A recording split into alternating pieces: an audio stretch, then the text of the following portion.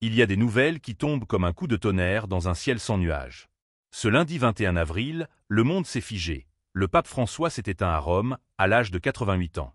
Mais ce n'est pas seulement la disparition d'un chef spirituel que l'on pleure.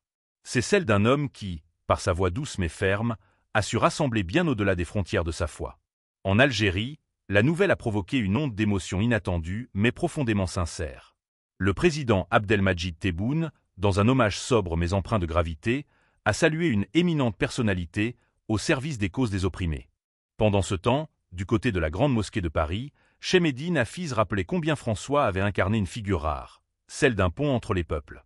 Il n'a cessé de tendre la main aux musulmans, martelant les valeurs de fraternité et de justice, au moment même où l'extrême droite en Europe dressait des murs. Comment oublier cette scène emblématique d'Abu Dhabi, en 2019, quand le pape signait le document sur la fraternité humaine avec le grand imam d'Al-Azhar. Et maintenant, l'avenir du Vatican s'écrit déjà en coulisses. Un conclave va s'ouvrir, et cette fois, une présence inédite s'imposera, celle de Jean-Paul Vesco, cardinal et archevêque d'Alger. Âgé de 63 ans, ce Français devenu algérien en 2023 incarne peut-être la suite logique de cette histoire de rapprochement. Il participera au vote. Et certains vont jusqu'à se poser la question, vertigineuse. Et si le prochain pape était algérien? Vesco, lui, botte en touche. Je ne crois pas avoir les qualités nécessaires, confie-t-il humblement à BFM TV. Et pourtant, l'histoire de cet homme, entre Lyon, Oran et Alger, en dit long sur le pouvoir de la foi et sur celui de l'engagement.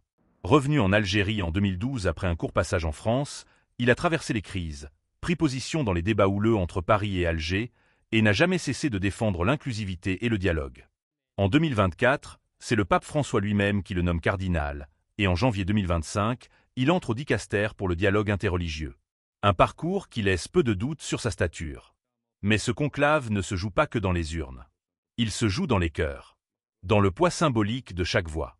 Dans l'attente fébrile de cette fumée blanche.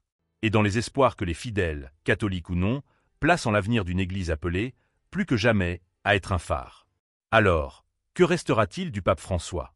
Peut-être cette image, celle d'un homme qui a su redonner à l'Église un visage humain, humble et universel. Et peut-être aussi ce rêve, fragile mais tenace, d'un monde un peu plus fraternel. N'hésitez pas à partager vos avis en commentaire et à vous abonner pour ne rien manquer de nos prochaines vidéos. C'était l'actualité du jour. Merci de nous avoir écoutés.